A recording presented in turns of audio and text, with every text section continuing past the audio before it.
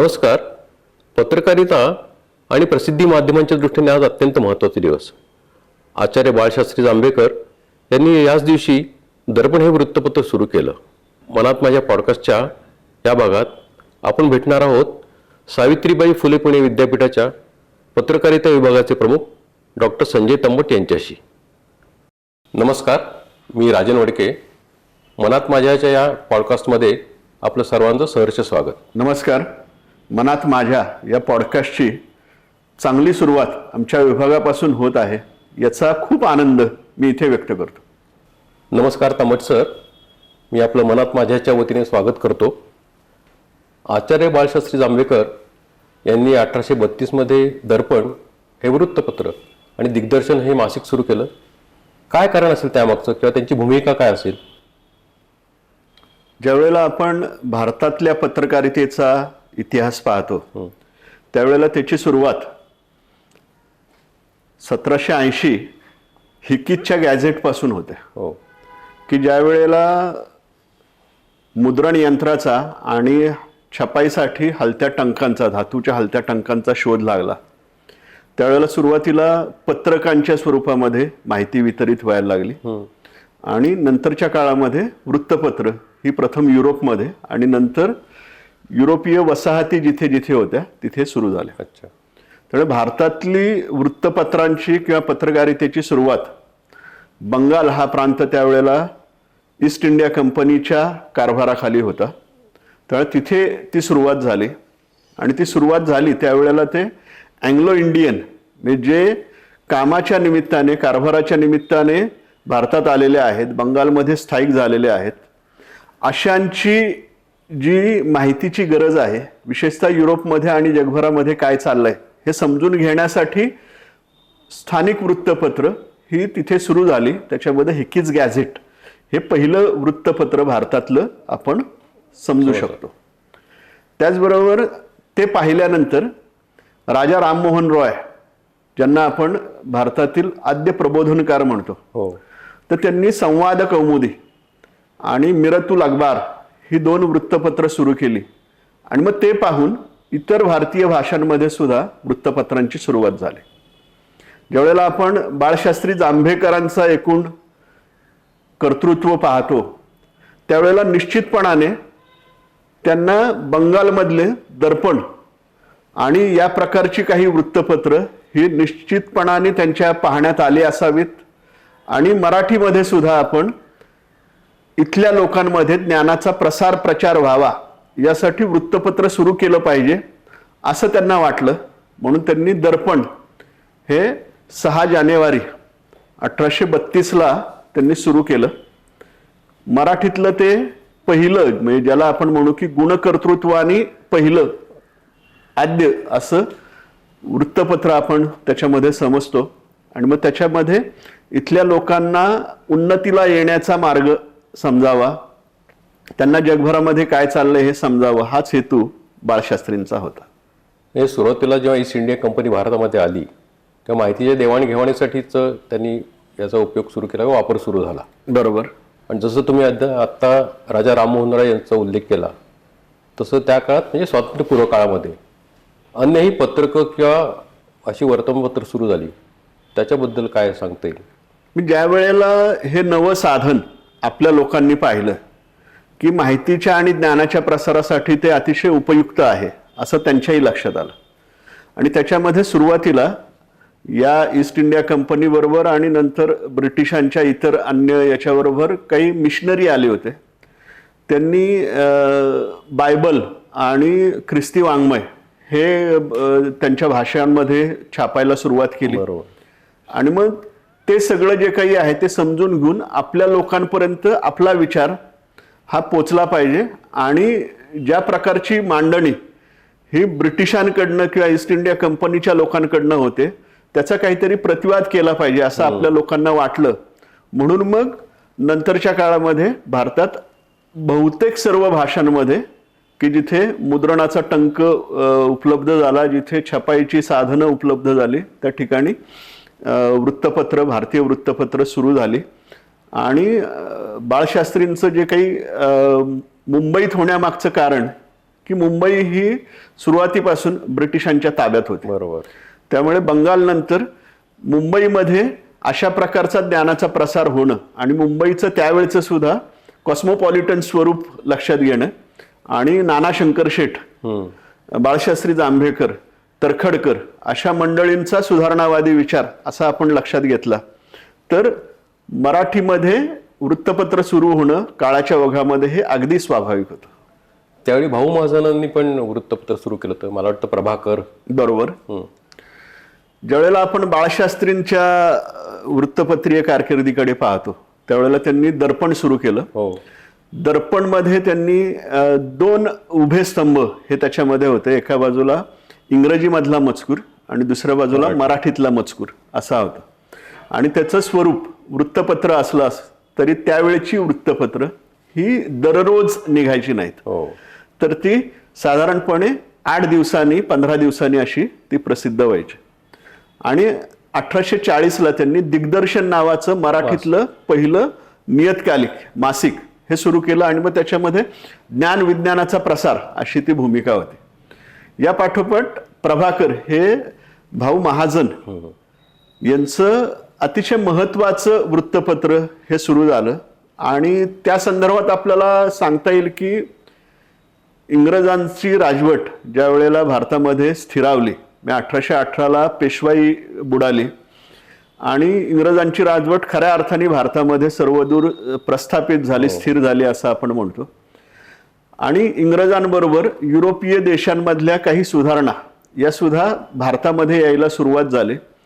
आणि आपल्या लोकांमध्ये नव्या शिक्षणाच्या दृष्टीने, नव्या विद्येच्या दृष्टीने एक प्रकारची वैचारिक घुसळण सुरू झाली. हो. की आपण काय केलं पाहिजे, आपण पारतंत्र्यामध्ये काय गेलो, आपल्या समाजामध्ये काही दोष आहेत का. त्यामुळे त्या अर्थाने परंपरेची समाजाची चिकित्सा सुरू झाली. आणि प्रभाकरमध्ये त्याचं वैशिष्ट्य आपल्याला हे सांगता येईल की लोकहितवादी गोपाळ हरी देशमुख यांची 108 शतपत्रे ही त्यावेळेला प्रभाकरमधनं प्रसिद्ध झाली, जी नंतर डॉक्टर बाबासाहेब आंबेडकरांनी त्यांच्या बहिष्कृत भारतामध्ये सुद्धा पुन्हा प्रसिद्ध केली. आणि अशा प्रकारची मंडळी की जी पहिल्या पिढीतले ज्याला आपण म्हणू की त्यांना देशाचं हित हे दिसत होतं आणि आपला समाज जागा झाला पाहिजे, तो सर्व जगाच्या तोडीने पुढे गेला पाहिजे, या भूमिकेतनं वृत्तपत्रांचा वापर त्या अर्थाने सुरू झाला. म्हणजे आपल्याला असं म्हणता येईल का की त्यावेळची पत्रकारिता ही समाज शिक्षण आणि त्याबरोबर समाज जागृती या अर्थाने की आपल्याला स्वातंत्र्य मिळालं पाहिजे अशा प्रकारची होती असं म्हणता येईल आपल्याला. सुरुवातीच्या काळामध्ये मुख्यतः ज्ञानाचा प्रसार ही त्याच्या मागची प्रेरणा होती. त्यामुळे बाहेर काय चाललंय आणि युरोपीय देशांमध्ये काय चाललंय आणि वेगवेगळ्या प्रकारच्या विद्या या ज्या इतर ठिकाणी आहेत तर त्या आपल्या लोकांपर्यंत कसे पोहोचतील असे प्रयत्न त्याच्यात सुरू झाले. ज्याला आपण म्हणतो की स्वातंत्र्य चळवळीतला सहभाग, तर तो लोकमान्य टिळकांच्या केसरी आणि मराठापासून प्रखरतेने सुरू झाला. त्यामुळे स्वातंत्र्यासाठी जनजागरण हे मुख्यतः लोकमान्यांचं योगदान असं निश्चितपणाने आपल्याला म्हणता येईल. त्याचबरोबर 1857चा जो राष्ट्रीय स्वातंत्र्य समर असं आपण म्हणतो की त्या उठावामध्ये उत्तर भारतामध्ये विशेषतः जी हिंदी उर्दू वृत्तपत्र सुरू झाली त्या वृत्तपत्रांच्या एकूण त्यांनी दिलेल्या माहितीमुळे आणि ब्रिटिश कारभाराच्या स्वरूपामुळे एक प्रकारचा असंतोष पसरायला सुरुवात झाली. त्यामुळे 1857 नंतर ज्या वेळेला राणीचं राज्य म्हणजे ब्रिटिशांचं थेट राज्य भारतावर प्रस्थापित झालं, त्यानंतर वृत्तपत्रांच्या स्वातंत्र्याच्या मुस्कटदाबीचा पहिला कायदा हा त्यानंतर आलेला आहे. आणि मग हे सगळं होत असताना मग टप्प्याटप्प्याने आपल्या लोकांनी याचा उपयोग दोन्ही गोष्टींसाठी केला की राजकीय स्वातंत्र्यासाठीची जागृती लोकांमध्ये व्हावी आणि आपल्या देशामध्ये, आपल्या समाजामध्ये, धर्मामध्ये असलेले जे काही दोष आहेत तर ते दोष दूर करणं, ज्या घातक रूढी परंपरा आहेत त्या दूर करणं यासाठीचा प्रयत्न सुरू झाला. त्यातला एक जो प्रयत्न आपल्या सर्वांना माहिती आहे की सतीबंदीच्या संदर्भामध्ये राजा राममोहन रॉय यांनी प्रयत्न सुरू केले. लोकहितवादींनी केलेल्या शतपत्रांमध्ये हेच सगळं चिंतन आपल्याला सापडतं. आणि मग या सगळ्या याच्यामध्ये ज्या वेळेला आपले लोक शिक्षित होऊन म्हणजे इंग्रजी भाषाही शिकत होते, आधुनिक विद्याही शिकत होते, त्यावेळेला त्यांच्यामध्ये एक नव्या प्रकारचं भान आलं. आणि ते 2 प्रकारचं होतं. त्यात एक जो ज्याला आपण म्हणू की चिपळूणकरांचा संप्रदाय, की आपल्या देशामधली जी काही परंपरा आहे त्या परंपरेमध्ये सुद्धा इतकी काळ पुढे नेणारं आणि समाजाला व्यापक भान देणारं असं काहीतरी संचित निश्चितपणाने आहे. त्यामुळे परंपरेचा अभिमान आणि गौरव आणि ब्रिटिश किंवा युरोपीय इथनं गेले तरी आम्ही आमचा देशाचा कारभार भक्कमपणाने करू शकू अशा प्रकारचा आत्मविश्वास असलेली मंडळी, त्यांचा एक प्रवाह आपल्याला दिसतो. आणि दुसरा जो प्रवाह आहे की ब्रिटिशांचं राज्य इथे आलेलं आहे आणि त्यांनी नव्या प्रकारच्या साधनांचा आपल्याकडे प्रसार केलाय, त्याचा फायदा घेऊन आपण आपल्या समाजामध्ये प्रथम सुधारणा घडवून आणल्या पाहिजेत आणि आपल्या समाजातले दोष दूर केले पाहिजेत.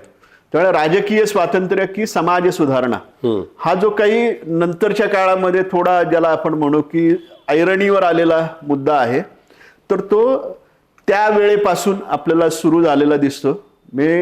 केसरी सुरू होताना गोपाळ गणेश आगरकर हे केसरीचे पहिले संपादक, लोकमान्य नव्हेत, लोकमान्य मराठाचे संपादक होते. आणि ज्या वेळेला डेक्कन एज्युकेशन सोसायटीची स्थापना या सर्व मित्रांनी केली त्यावेळेला ती राष्ट्रीय शिक्षणाच्या हेतूने केली. पण अशा प्रकारचं शिक्षण सर्वांपर्यंत पोहोचणार नाही. मग लोकांमध्ये जागृतीसाठी आणि लोकशिक्षणासाठी म्हणून वृत्तपत्र त्यांनी सुरू केली. आणि मग ते करताना जो लोकमान्यांचा त्याच्यामध्ये हेतू आहे की निर्भीडपणे त्यांनी आपल्या समाजाचे प्रश्न त्याच्यामध्ये मांडायला सुरुवात केली. टिळक आगरकरांमध्ये राजकीय स्वातंत्र्य आणि सामाजिक सुधारणा याच्या अग्रक्रमाबाबत हा थोडासा ज्याला आपण म्हणू की मतभिन्नता ही झाली. मग आगरकरांनी सुधारक नावाचं वृत्तपत्र सुरू केलं आणि आपल्याला अशी अनेक मंडळी दिसतात की ज्यांनी सामाजिक सुधारणेच्या भूमिकेला अग्रक्रम हा निश्चितपणाने दिलेला आहे. पण मग आपल्याला असं म्हणता येईल का की वृत्तपत्र जी सुरू झाली म्हणजे समाज शिक्षणाचा उपयोग म्हटलो आपण, समाज प्रबोधन असेल आणि स्वातंत्र्यासाठी सुद्धा, परंतु त्यामध्ये सुद्धा मग जहाल आणि मवाळचा विचार प्रवाह होता का? वृत्तपत्र ही कोणत्याही समाजाचा महत्त्वाचा भाग असतात आणि समाजामध्ये माहितीचा आणि ज्ञानाचा प्रसार आणि भूमिकांचा प्रसार करण्यामध्ये वृत्तपत्रांची भूमिका ही निश्चितपणाने महत्त्वाची आहे. त्यामुळे भारतीय राष्ट्रीय काँग्रेसची स्थापना ज्या वेळेला झाली त्यावेळेला देशभरातले अनेक राजकीय नेते एका व्यासपीठावर आले आणि भारतीय स्वातंत्र्याची मागणी एकमुखाने करायला सुरुवात झाली. तर त्यातला जहाल आणि मावाळ असं ज्या वेळेला आपण म्हणतो त्यावेळेला नामदार गोपाळकृष्ण गोखले आणि जी मंडळी होती की सनदशीर मार्गाने आपण ब्रिटिशांना जर आपण मागण्या केल्या आणि आपले अधिकार टप्प्याटप्प्याने जर आपण हस्तगत केले तर ते आपल्या देशाच्या आणि समाजाच्या भल्यासाठी होऊ शकेल. पण हे न करता आधी ब्रिटिश इथून गेले पाहिजेत आणि एकदा स्वातंत्र्य आलं की आम्ही आमच्या कुवतीप्रमाणे आमच्या क्षमतांप्रमाणे आमच्या देशाचा समाजाचा कारभार सुरू करू. आणि मग त्यासाठीची जी काही आग्रही भूमिका होती तर ती जहालांची, ती लोकमान्य टिळकांच्या नेतृत्वाखाली पुढे आलेली दिसते.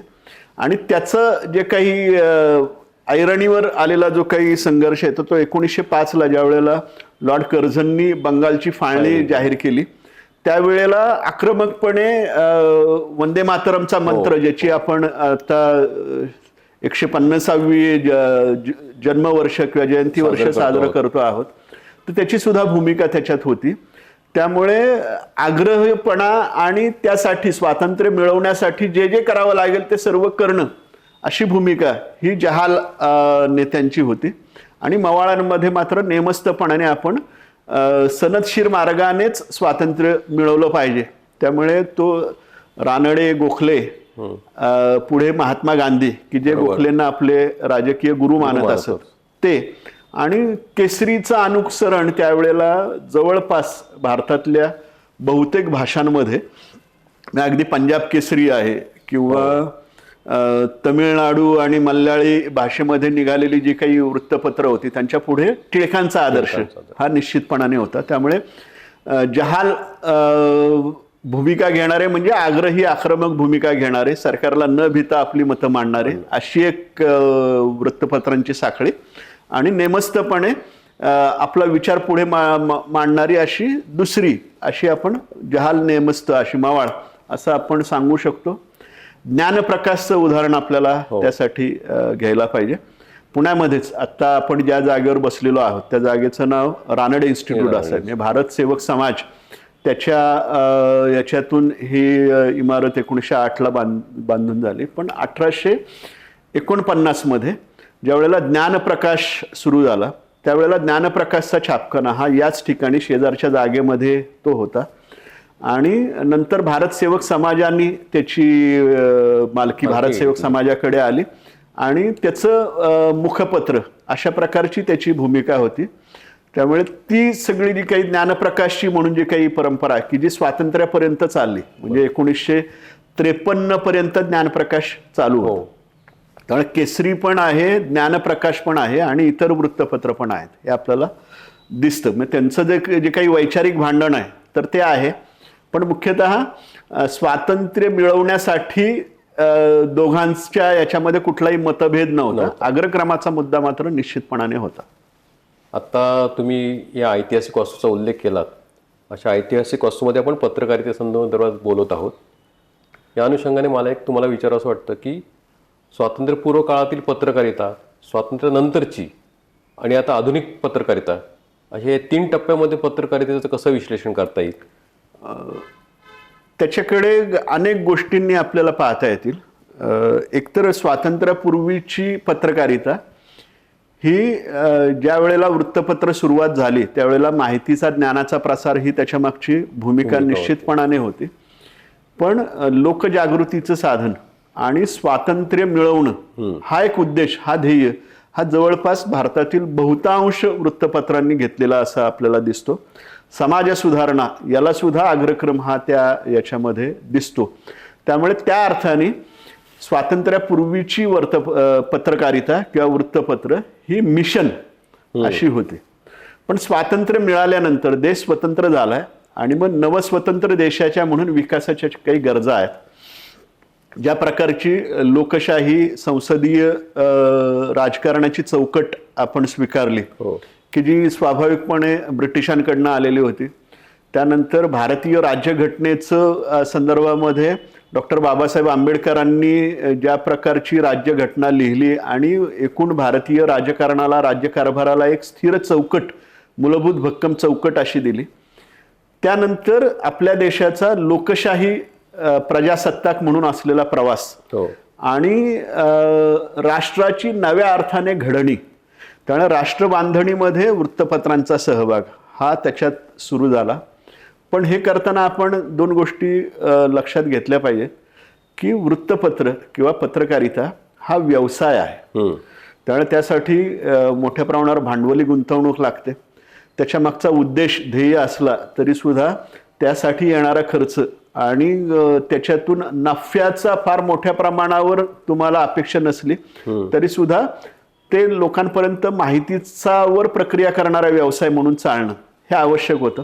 त्यामुळे स्वातंत्र्यानंतरची जी काही पत्रकारिता आहे तर ती मुख्यतः प्रोफेशन, व्यवसाय या अंगाने पुढे गेलेली दिसते.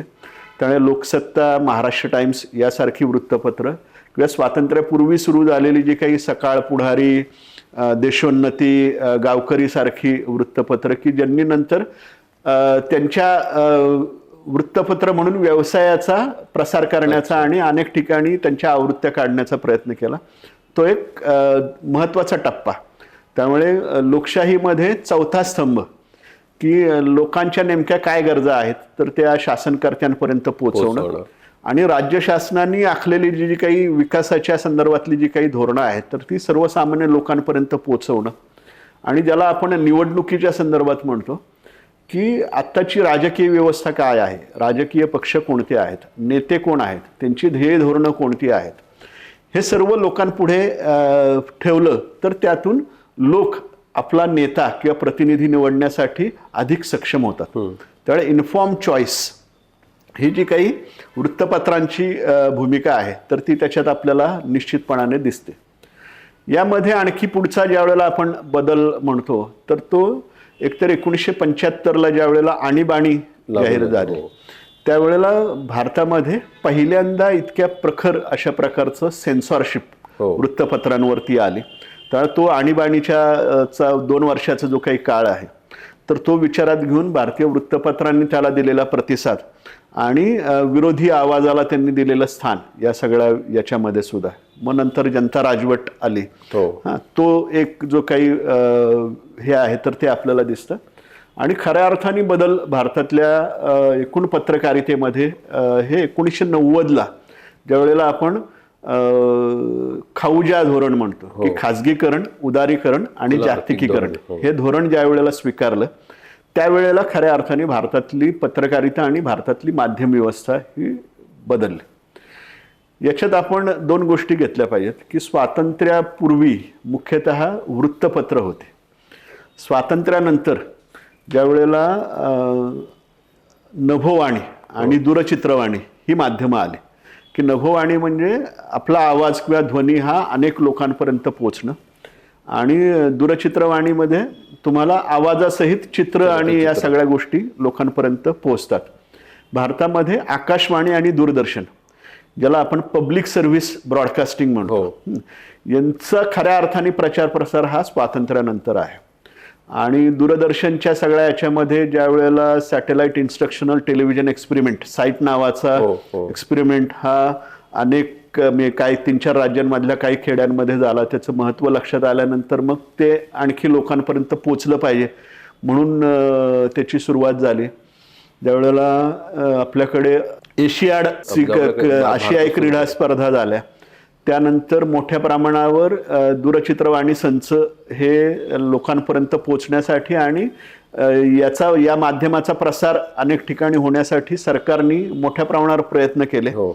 तोही एक टप्पा आपल्याला त्याच्यात लक्षात घ्यायला लागतो. आणि ज्याला आपण आता 1990 म्हणतो तर 1990 नंतर अर्थव्यवस्था जशी बदलते तसं समाजाचं स्वरूप सुद्धा बदलतो आणि तंत्रज्ञान आणि समाज यांचा परस्परांवर होणारा परिणाम हा महत्त्वाचा असतो. त्यामुळे तंत्रज्ञान प्रगत झालं की त्याचा समाजावर परिणाम होतो. समाजाच्या गरजांनुसार नवं तंत्रज्ञान विकसित होत राहतं. त्यामुळे वृत्तपत्र, आकाशवाणी, दूरदर्शन सारखी सरकारी माध्यमं आणि त्यानंतर खाजगी याच्यामध्ये खाजगी दूरचित्रवाहिन्या आणि मग त्यांना मुभा ही त्या सगळ्या पुढच्या काळामध्ये आली. 1995ला 15 ऑगस्ट 1995ला इंटरनेटची अधिकृत सेवा भारतामध्ये सुरू झाली. त्यामुळे इंटरनेट आणि त्यावर आधारित जी काही ज्याला आपण म्हणू की इंटरनेट आणि संगणक यांच्यावर आधारित डिजिटल माध्यमांची सुरुवात ही सुद्धा नंतरच्या काळामध्ये झाली. त्यामुळे या सगळ्यांचा या माध्यमांचा सुद्धा एकमेकांवर झालेला परिणाम आणि त्यातून आज आपण जी डिजिटल माध्यमांमध्ये किंवा समाज माध्यमांमध्ये ज्या प्रकारचा माहितीचा प्रचार प्रसार होतोय आणि पत्रकारितेचं बदललेलं स्वरूप, माध्यमांचं बदललेलं स्वरूप हे ज्या वेळेला पाहतो त्यावेळेला या टप्प्यामध्ये आपण पुढे चाललोय असं दिसतं. आणि आता विशेषतः 2000 किंवा 2010 नंतर ज्या वेळेला डिजिटल माध्यमं मोठ्या प्रमाणावर पुढे येत आहेत तर ही पत्रकारिता ही वेगळी आहे. आणि आणखी बदल डिजिटल माध्यमांमध्ये जसे जसे होतील तशी पत्रकारिता सुद्धा या बदलांना आपल्या बरोबर कवेत घेऊन त्या बदलांना सामोरं जात त्याच्यावर स्वार होत पुढे जात राहील. त्या मुद्द्यावरच येतोय मी. पण दरम्यान मला दूरदर्शन जेव्हा सुरू झालं त्यावेळी आणि न्यूज चॅनल्स पाठोपाठ सुरू झाली त्याचा पत्रकारितेवर काय परिणाम झाला असं म्हणजे प्रामुख्याने प्रिंट मीडियावर. कारण आपल्याला तोपर्यंत प्रिंट मीडियाची सवय होती, लोकांनाही ती सवय होती. दोन्ही आपल्याला वृत्तपत्रांचं काम करण्याचं स्वरूप, त्याची डेडलाईन आणि वृत्तवाहिन्यांचं काम करण्याचं स्वरूप आणि त्याची डेडलाईन हे आपल्याला विचारात घ्यावी लागते. मी मगाशी म्हटलं की सुरुवातीची वृत्तपत्र भारतातच नव्हे तर जगभरामध्ये जशी माहिती उपलब्ध होईल तशी ती गोळा करणं, त्याच्यावर संस्कार करणं आणि मग ती त्यांच्या काळानुसार पुढे नेणं. त्यामुळे महिन्याला, आठवड्याला मला माहिती मिळाली तरी सुद्धा ती पुरेशी ठरत होते आणि जगभरात काय चाललंय हे मला समजत होतं. पण जसा जगण्याचा वेग वाढला, जसं औद्योगिकरण, शहरीकरण हे पुढे गेलं तसं वृत्तपत्र ही दैनिक स्वरूपामध्ये आली आणि भारतामध्ये सुद्धा 20व्या शतकामध्ये आपल्याला दैनिक वृत्तपत्रांची एकूण जी काही आहे आणि मग ताज्या बातम्या लोकांपर्यंत पोहोचवणं हा सगळा जो काही भाग आहे. आणि त्याचबरोबर नुसती वृत्त देणं नाही तर लोकांना विश्लेषण देणं, भूमिका समजावून सांगणं आणि मतपत्र अशा प्रकारची भूमिका ही सुद्धा वृत्तपत्रांनी बजावली आणि जनमानस घडवण्यामध्ये वृत्तपत्रांचा मोठा महत्त्वाचा सहभाग होता. पण वृत्तपत्रांना एक डेडलाईन असते. तुम्हाला छपाईला वृत्तपत्र द्यायचं आहे, त्यामुळे तुमच्या आवृत्तीचा खप किती आहे, तर तो वेळेत पूर्ण होण्यासाठीची छपाई यंत्रणा तुमच्याकडे आहे का, आणि मग ती साधारणपणे रात्री 11 ते 2 या वेळेमध्ये नुसार ती सगळी यंत्रणा त्याच्यामध्ये होती. आणखी दुसरा एक जो भाग आपण पत्रकारितेच्या संदर्भात म्हणतो की गेट किपिंग. तर ते गेट किपिंग म्हणजे काय, तर कोणती बातमी छापायची कोणती नाही, बरोबर, आणि ती करण्यासाठीचा, विचार करण्यासाठीचा, चर्चा करण्यासाठीचा अवकाश हा पत्रकारांना होता, जे आपण वृत्तपत्रांची रचना आपण गृहीत धरतो. दूरदर्शनच्या बाबतीत ते सुरुवातीपासूनच सरकारी नियंत्रणाखाली असलेलं माध्यम, ते दृकश्राव्य माध्यम आहे. त्यांनी सुद्धा भारतीय समाजाची मोठ्या प्रमाणावर घडण केली. आणि सुरुवातीच्या काळामध्ये ज्या वेळेला आपण संध्याकाळी 7च्या बातम्या, बरोबर, की दिवसभरामध्ये काय झालंय हे मला संध्याकाळी घरी आल्यानंतर, सगळे चाकरमानी घरी आल्यानंतर टीव्ही लावला तर आपल्याला सगळं ते समजत होतं आणि ते पुरेसं होतं आणि जगण्याचा वेग पण तसाच होता.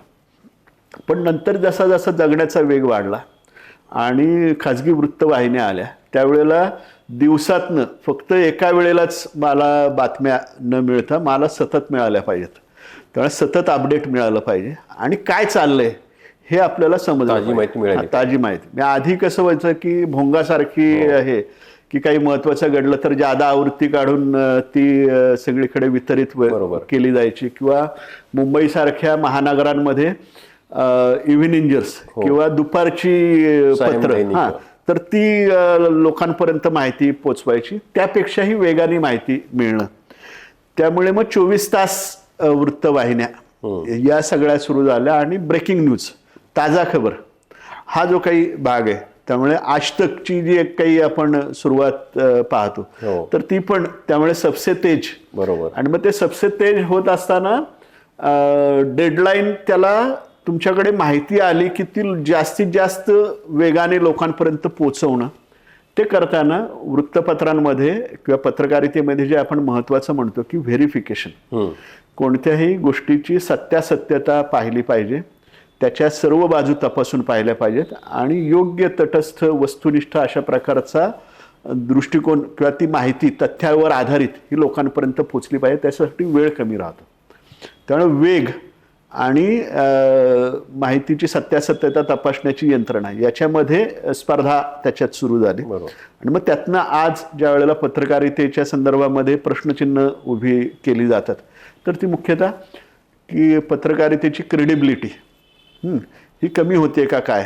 तुम्ही आता जे म्हणताय तसं वेग वाढला, स्पर्धा वाढली आणि लोकांना ताज्या बातम्या पाहिजे आहेत किंवा दर्शकांना ताजी माहिती हवी आहे, यासाठी जे आधी सायम दैनिक प्रिंट मीडिया सुरू झाली, ब्रेकिंग न्यूज सुरू झाल्या, ह्याच्यामध्ये आता जर तुम्ही विश्वासार्हतेचा मुद्दा उपस्थित केला तर ती विश्वासार्हता कमी होते आहे का, की एक जो मागाशी मी तुम्हाला म्हटलं की गेट किपिंग हा पत्रकारितेचा आजही हे आहे की जी मेनस्ट्रीम मधली माध्यमं आहेत, तर त्याच्यामध्ये माहितीवर प्रक्रिया करण्याची आणि काय द्यायचं काय द्यायचं नाही, ते किती प्रमाणात द्यायचं, कुठे द्यायचं, त्याचं जे काही पहिल्या पानावर बातमी छापायची का संक्षिप्त मध्ये वगैरे, हा निर्णय जो काही आहे तर तो पत्रकार करायचा. आता मात्र ही जी काही निर्णयाची मक्तेदारी पत्रकारांची संपलेली आहे आणि सर्वसामान्य लोकांपर्यंत सुद्धा तंत्रज्ञान पोहोचलंय आणि त्यांना सुद्धा व्यक्त होण्याची आणि त्यांना सुद्धा माहितीचा प्रचार प्रसार करण्याची एक प्रकारची संधी हे दिली. त्यामुळे आधी जे नुसते स्वीकारणारे होते, जे ग्राहक होते, ते आता निर्माते सुद्धा झालेत, आशय निर्माते सुद्धा झालेत. त्यामुळे ते सुद्धा वेगळ्या प्रकाराने त्यांची माहिती लोकांपर्यंत पोहोचवतात. त्यामुळे ज्याला आपण म्हणू की मतमतांचा गलबला असा तो आता खूप मोठ्या प्रमाणावर झालाय आणि मग त्याच्यातून नेमकं काय खरं काय खोटं हे लोकांना कळत नाही. तर या संदर्भात ज्या वेळेला एक शब्द प्रयोग केला जातो की फेक न्यूज, तर त्या फेक न्यूज या शब्दाला पण आक्षेप हा निश्चितपणाने घेतला जातो. कारण बातमी कोणती की जी तपासून लोकांपर्यंत दिली झाली, जी बातमीच तपासली नाही, त्याची खातरजमा केली नाही, तर ती न्यूज असू शकत नाही. मग त्यापेक्षा सुद्धा डिसइन्फॉर्मेशन आणि मिसइन्फॉर्मेशन. त्यामुळे माझ्यापर्यंत आलेली माहिती मी त्याची खातरजमा न करता लोकांपर्यंत पोचवत राहतो. त्यामुळे तो जो काही माहितीचा अपप्रचार जो काही आहे, तर ती आजच्या काळातली मोठी समस्या आहे. आणि या सगळ्या याच्यामध्ये सुद्धा मध्यप्रवाहातली जी काही माध्यमं आहेत, तर त्यांचं महत्त्व यासाठी राहील की लोकांना नेमकेपणाने काय घडलंय आणि कशावर विश्वासून आपण आपले निर्णय घेतले पाहिजेत हे समजण्यासाठी मेनस्ट्रीम मीडियाची आवश्यकता या पुढच्या काळामध्ये सुद्धा राहील. आणि आणखी एक त्याच्यातला जो महत्त्वाचा बदल आहे की आधी ही माध्यमं सुटी होती. मी माझा सुद्धा PhDचा जो विषय आहे की study of multimedia journalism and media convergence in India, की आता केवळ वृत्तपत्र नाही तर नभोवाणी आहे, दूरचित्रवाणी आहे, डिजिटल माध्यमं आहेत. ही सगळी माध्यमं एका वेळेला एकच संस्था ही वेगळ्या प्रकाराने वापरते आणि लोकांना सुद्धा पत्रकार म्हणून काम करताना सुद्धा ही या सगळ्या माध्यमांवर तुम्हाला काम करता येणं, त्यासाठीचा आशय देता येणं आणि त्या माध्यमाचं वैशिष्ट्य लक्षात घेऊन ते सादर करता येणं हे आवश्यक आता झालेलं आहे, सगळं झालेलं आहे. त्यामुळे ती तुम्हाला गरज आहे. किंवा काही माणसं एका याच्यावर काम करतील पण मग तो आलेला आशय दुसरा कोणीतरी दुसऱ्या माध्यमामध्ये रूपांतरित करेल. मी आता समजा आपण सकाळचं उदाहरण घेतलं तरी सकाळच्या जोडीला आता साम आहे किंवा ई सकाळ आणि सगळी सोशल मीडिया मधली त्यांची जी काही सगळी यंत्रणा आहे, हा एकमेकांशी असलेला मेळ आहे. किंवा टाइम्स ऑफ इंडिया आहे किंवा बहुतेक जे आता मुख्य माध्यम संस्था भारतातल्या आहेत ज्या प्रभावी, त्या सगळ्यांचा अनेक प्रकारच्या माध्यम व्यासपीठांवर किंवा माध्यम प्रकारांमध्ये त्यांचा समावेश आहे आणि ती ते समग्रपणे समन्वयाने चालवण्याचा प्रयत्न करतात. आपण जे पत्रकारितेचा प्रारंभ म्हटलं किंवा वापर म्हटलं पूर्वीच्या काळामध्ये, तो प्रामुख्याने समाज शिक्षणासाठी किंवा समाज प्रबोधनासाठी केला. आत्ता आपण जे काही आधुनिक काळामध्ये पत्रकारिताचं तुम्ही विश्लेषण करता, डिजिटल पत्रकारिता की जे मोबाईल आहे, सोशल मीडिया आहे, ह्याच्यावरती आता लोकही व्यक्त होतात आणि खरं खोट्याचा मुद्दा तो हे झाला. तर आताही समाज शिक्षणाची गरज आहे आणि मग ती कशा पद्धतीने आपल्याला करता येईल? निश्चितपणाने आहे. कारण समाज जसा जसा पुढे जात असतो त्यावेळेला समाज स्वतःसाठी आवश्यक असलेली साधनं ही तयार करत जातो आणि ती साधनं पुन्हा मानवी जीवन सुद्धा घडवतात. त्यामुळे ज्यावेळेला आम्ही आमच्या विद्यार्थ्यांनाही शिकवतो, मार्शल मॅक्लुहान काय म्हणतो की मीडियम इज द मेसेज, की माध्यमांमधनं काय दिलं घेतलं जातं याचबरोबर त्या माध्यमाचा किंवा तंत्रज्ञानाचा समाजावर एकूण होणारा परिणाम हा आपल्याला विचारात घ्यायला लागतो. त्यामुळे आत्ता आपण ज्या वेळेला आत्ताचा समाज हा डिजिटल समाज आहे किंवा नेटवर्क आधारित समाज आहे असं म्हणतो, त्यावेळेला आपण त्या नेटवर्कचा एक भाग होतो. किंवा आता डिजिटल पेमेंट आपण ज्या प्रकाराने सहजपणाने करतो ही आधीच्या काळामध्ये ती नव्हती. आत्ताच्या काळामध्ये या सगळ्या वेगळे माध्यमं असलेल्या काळामध्ये जन्माला आलेली जी काही पिढी आहे तर ती ही साधनं त्यांना सुरुवातीपासूनच उपलब्ध असल्यामुळे ती त्याचा सहजपणाने वापर करणार, ती त्याच्यामध्ये खूप वेगळ्या प्रकारचे प्रयोग करणार. आणि ही जी काही अवस्था आहे तर ती अवस्था बदलाची आणि या स्थित्यंतराची ही पुढची काही काळ निश्चितपणाने चालू राहील. मला असं वाटतं त्याच्यामध्ये की कदाचित ज्यावेळेला वृत्तपत्र आले आणि वृत्तपत्रांनी जग बदललं, म्हणजे औद्योगिकरणाच्या काळामध्ये वृत्तपत्रांचा मोठा परिणाम त्याच्यात झाला. म्हणजे त्यावेळेला फ्रेंच राज्यक्रांतीमध्ये, अमेरिकी राज्यक्रांतीमध्ये सुद्धा वृत्तपत्रांचा वाटा होता.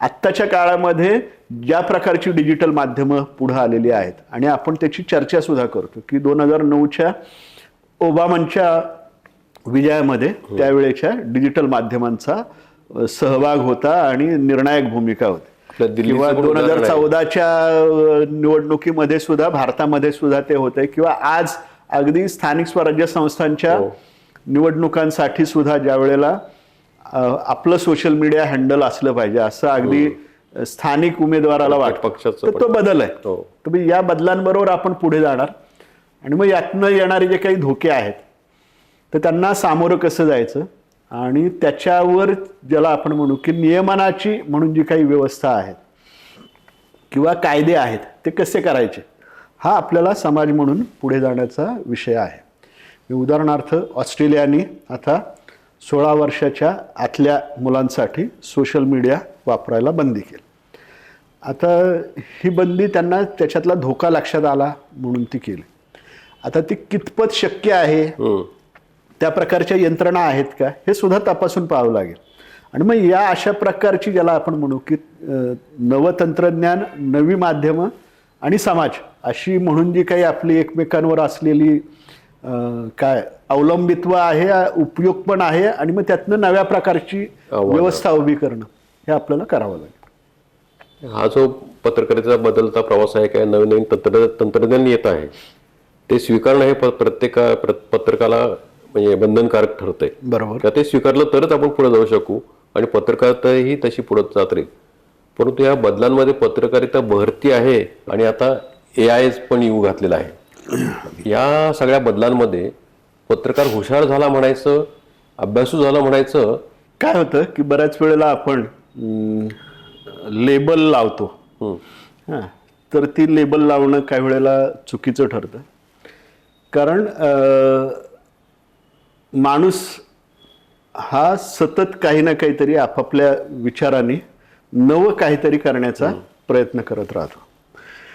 त्यामुळे कालची पत्रकारिता, त्याच्याही आधीची पत्रकारिता, आजची पत्रकारिता आणि उद्याची पत्रकारिता ही बदलत राहणार आहे. म्हणजे पत्रकारिता हा व्यवसाय असा आहे की ज्याला मी बऱ्याच वेळेला म्हणतो की आपण जे बदलतं आहे, जग कशा पद्धतीने बदलतं आहे याचं सर्वात प्रथम आकलन हे कोणाला होत असेल तर ते माध्यमांना होतं आणि ते पत्रकारांना होतं. आणि मग त्या दृष्टीने समाजाची ज्याला आपण म्हणू की तयारी करणं किंवा समाजाला त्या संदर्भातली जागृती त्याच्यामध्ये येईल असा प्रयत्न करणं, असं आपल्याला संपूर्ण आधुनिक माध्यमं आणि पत्रकारिता समाजाच्या इतिहासामध्ये आपल्याला निश्चितपणाने दिसतं. आधीची जी काही पत्रकारिता आहे त्याचे काहीतरी एक मानदंड होते. बरोबर. आत्ताची जी काही पत्रकारिता आहे त्या पत्रकारितेचे मानदंड स्वाभाविकपणे वेगळे असणार आहेत. तुम्ही समाजासाठी उपयोगी अशा प्रकारची काही भूमिका ही बजावता आहात का? आणि पत्रकारितेचं जे मूळ कार्य आहे की लोकांना माहिती देणं, शिक्षित करणं, त्यांच्या मनोरंजनाच्या गरजा भागवणं, त्याचबरोबर त्यांना सक्षम बनवणं, त्यामुळे एम्पॉवर, एनरिच या सर्व प्रकारच्या ज्या काही गरजा आहेत तर त्या भागवण्यासाठी पत्रकारिता ही निश्चितपणाने सक्षम आहे असं मला वाटतं. त्याचं तंत्र बदलतं. म्हणजे इतके बदल गेल्या अनेक वर्षांमध्ये झालेले आहेत की आणि ती बदलत आली आणि त्या बदलांना सामावून घेत ज्या वेळेला आपण पुढे जातो त्यावेळेला समाज म्हणून पण आपण पुढे जातो आणि त्याबरोबर माध्यम आणि पत्रकारिता ही सुद्धा पुढे जाते. कारण आत्ताच्या पत्रकारितेमध्ये नुसतं मला लिहिता येणं हे पुरेसं नाही, नुसतं मला बोलता येणं हे पुरेसं नाही, तर मला तंत्रज्ञान सुद्धा चांगल्या पद्धतीने वापरता आलं पाहिजे. बातमीवरची पकड माझी असली पाहिजे का, तर ती निश्चितपणाने असली पाहिजे. म्हणजे बातमी म्हणजे काय आणि मग ती लोकांना कोणत्या प्रकारची माहिती हवी आहे, कोणत्या प्रकारच्या गोष्टी त्यांच्यापर्यंत पोहोचवणं आवश्यक आहे हे मला जमलं पाहिजे. बरोबर. आणि त्यातला एक आणखी जो महत्वाचा भाग आता येतो की आता माध्यम सर्वांच्या हातात आहेत. त्यामुळे कोणतीही माहिती मी ज्या वेळेला देतो त्यावेळेला ती तुम्ही देण्याच्या आधी लोकांपर्यंत पोचली असते. बरोबर. मग तुम्ही नवं काय देता.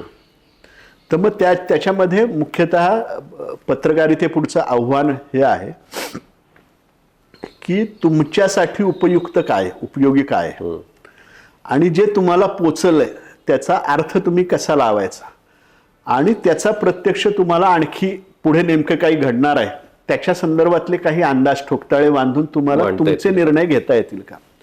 त्यामुळे साध्या संपादनापासून आता कंटेंट क्युरेशन इथपर्यंत तो सगळा विषय गेलाय. त्यामुळे इतकं सगळं उपलब्ध आहे, त्यातलं हे आम्ही तुमच्यासाठी देतो.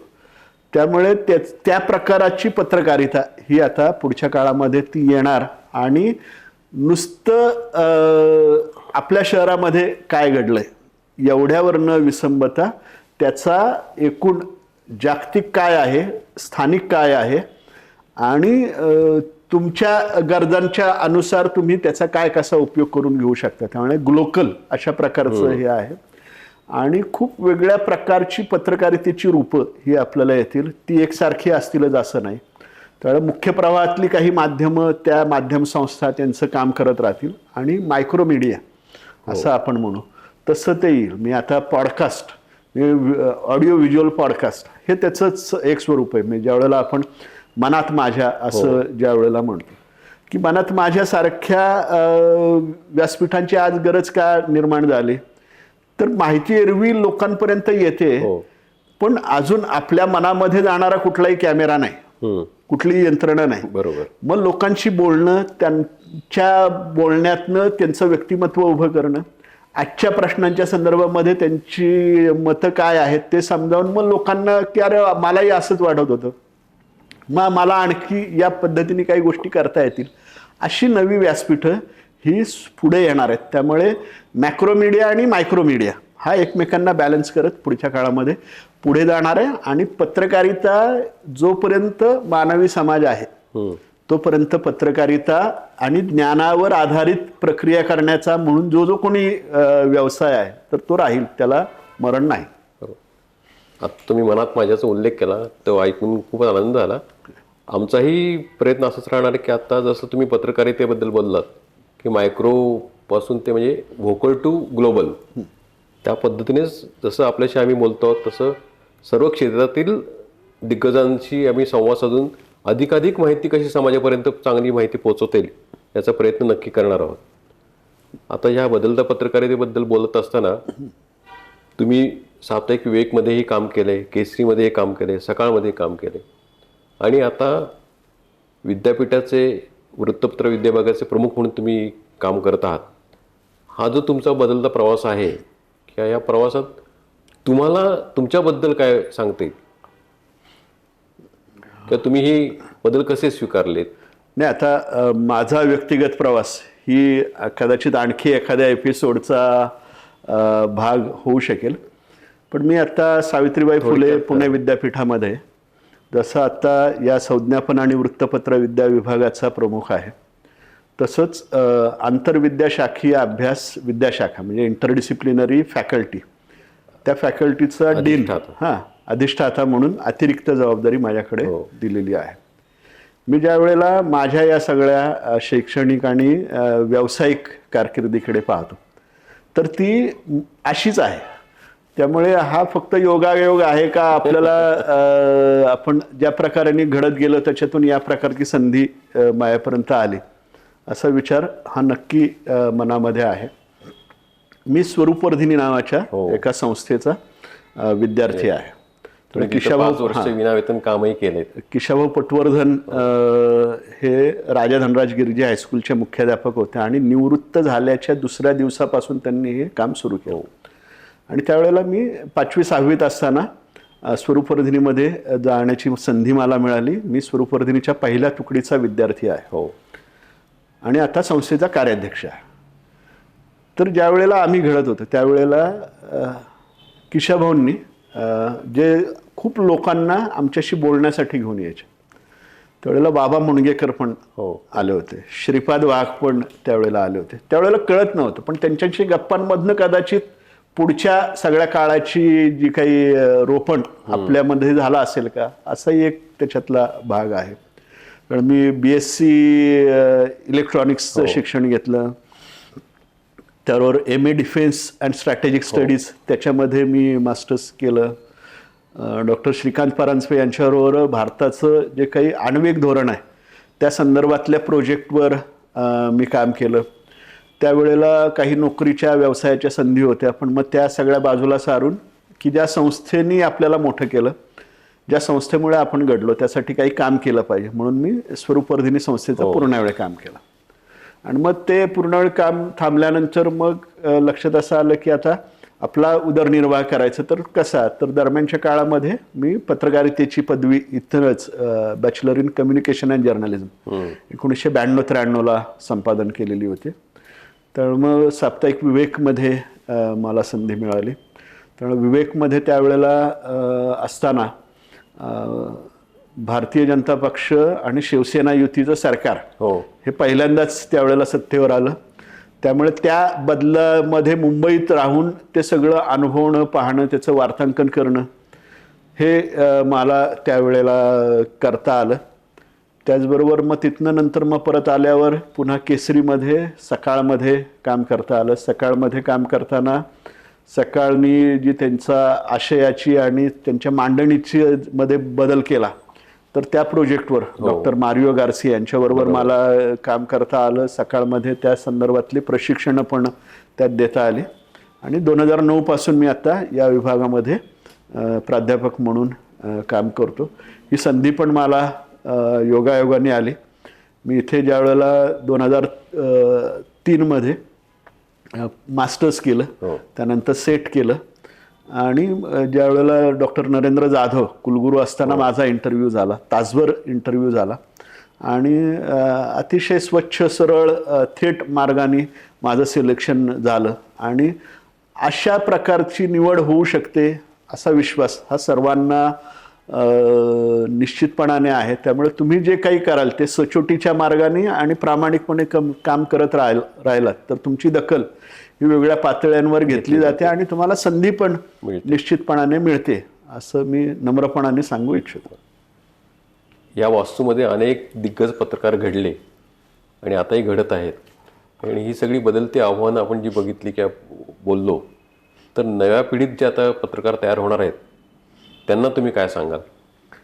एकतर ज्या वेळेला आपण या वास्तूच्या संदर्भामध्ये आणि विभागाच्या संदर्भात बोलतो त्यावेळेला या विभागाची एक परंपरा आहे आणि देशामध्ये अगदी सुरुवातीच्या काळामध्ये सुरू झालेल्या पत्रकारिता शिक्षणाच्या विभागांमध्ये आपल्या विभागाचा समावेश आहे. त्यामुळे 1964ला आपला विभाग सुरू झाला. म्हणजे इंडियन इन्स्टिट्यूट ऑफ मास कम्युनिकेशनच्याही आधी आपला विभाग सुरू झाला. मोदन्या शहाणे हे त्यावेळेला पहिले विभाग प्रमुख होते. त्यानंतर लना गोखले यांनी काम पाहिलं. प्रणा परांजपे, त्याचबरोबर SK कुलकर्णी, अरुण साधू सर, किरण ठाकूर सर, त्याबरोबर माझ्या आधी काम करणारा डॉक्टर उज्ज्वला बर्वे या सगळ्यांनी विभागाची घडण जी काही आहे तर ती टप्प्याटप्प्याने केली. आणि त्या वेळेला पत्रकारिता जशी बदलत होती तसे बदल स्वीकारत विद्यार्थ्यांपर्यंत ते पोचवणं याचं काम हे या विभागाने केलं. या विभागामध्ये येणारे शिक्षक हे पत्रकारितेमध्ये अनुभव घेतलेले, प्रत्यक्ष पत्रकारिता केलेले आणि अभ्यागत शिक्षकांचा पण खूप मोठा सहभाग त्याच्यामध्ये आहे. आणि इतक्या वर्षामध्ये विभागाचं कामकाज असल्यामुळे आता बहुतेक उच्च पदांवर विभागाचे माजी विद्यार्थी तुम्हाला दिसतात. कारण नुकतीच शीतल पवार यांची सकाळच्या कार्यकारी संपादकपदी निवड झाली. पराग करंदीकर महाराष्ट्र टाइम्सचे मुख्य संपादक ते आपल्या विभागाचे माजी विद्यार्थी आहेत.